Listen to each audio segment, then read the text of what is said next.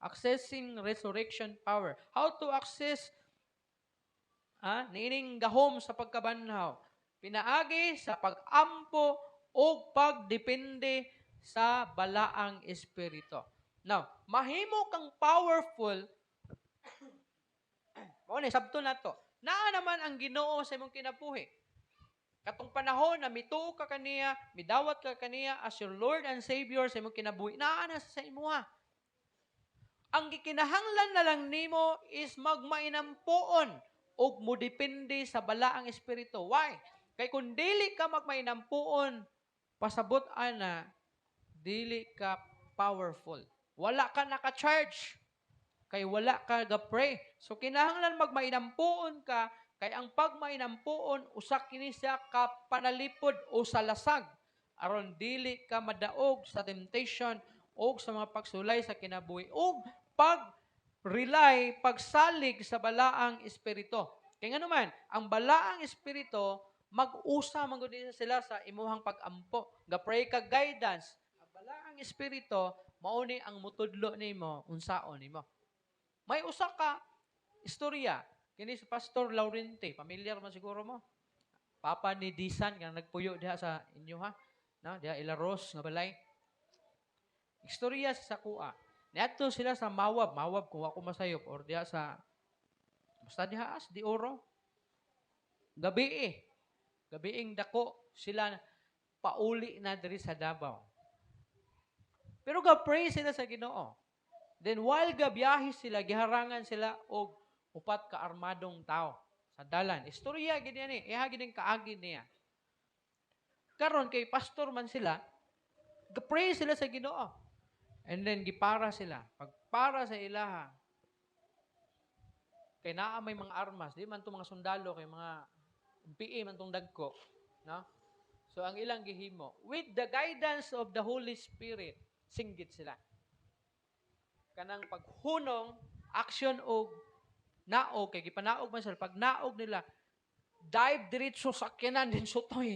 Na, ano man, kabalo sila, nga dunay daotang mahitabo sa ila, o dunay buhaton nga di maayo sa ila.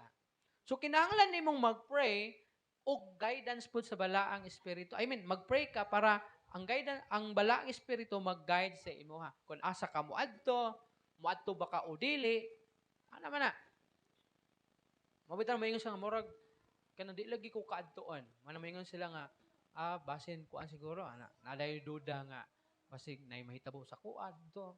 Diba? That's the work of the Holy Spirit. And then, obedience to God's Word. Kinahanglan, di lang ka may nampuon o dili lang ka nagadepende sa balaang espiritu, gatuman pod ka sa kung unsa ang gisulti sa pulong sa Ginoo. No? Kay mahimo man God, bisag unsao pa natong basa ang Bible, bisag humanon pa nato ang Biblia, cover to cover, from Genesis to Revelation, bisang pag ma-memorize nimo na tanan sulod ana, kung dili ka kabalo motuman, wala gyapon na say pulos. No?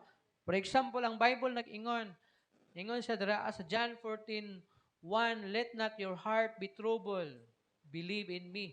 Oh, let not your heart be troubled. Ayaw kamo kaguol. John 14:6 di ay. Salig kamo kanako, salig kamo sa Dios ug salig usab kamo kanako.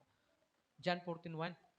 So, buot pasabot kung kana nga word niya, kung imong sabton, usa ka na siya kapasalig sa imuha nga dili ka dapat mag-uol. Pero tungod kay dili man ka obedient sa word sa Ginoo, mo nang mag-uol ka. Pag ingon sa Bible, seek ye first the kingdom of God and His righteousness, and all these things shall be added unto you. Pero kay dili man ka obedient ana, gusto ka og panalangin pero di man pud ka mangita sa Ginoo. Di wala gyapon. So mahimong kawang bisag pagbasahon nimo ang Bible, bisag huruton pa nimo na tanan kung dili ka kabalo motuman kung unsang nakasulat sa Bible. Kung unsay gitudlo, unsay bawal, unsay pwede, kung di ka kabalo motuman, wala na ipulos, no? Now, another thing, faith in God's promises. Dapat mutuo ta sa saad sa Ginoo. Pag ingon sa Ginoo nga I will never leave you nor forsake you. Dapat mutuo ka na. Pag-ingon sa Ginoo nga sa ulahing mga adlaw sa pagpamanhaw, ikaw mabanhaw. Dapat mutuo ka na. Dili kay karon luwas ka pero nagduha-duha ka kung malangit ba ka o dili. Mituo ka nga doon nga si Jesus namatay para sa imo. Mituo ka og midawat ka kaniya as your Lord and Savior sa imong kinabuhi. Pero gaduha-duha ka kung langit ka ako o dili. Mura ha? So dapat mutuo ka sa saad sa Ginoo nga ikaw nga ingong pagana itong gibasa nato ni Agi nga bisan ikaw mamatay, ikaw mabuhi. Kung ikaw may pagtuo kang Ginoo Kristo, meaning mabanhaw ka sa adlaw sa pagpamanhaw.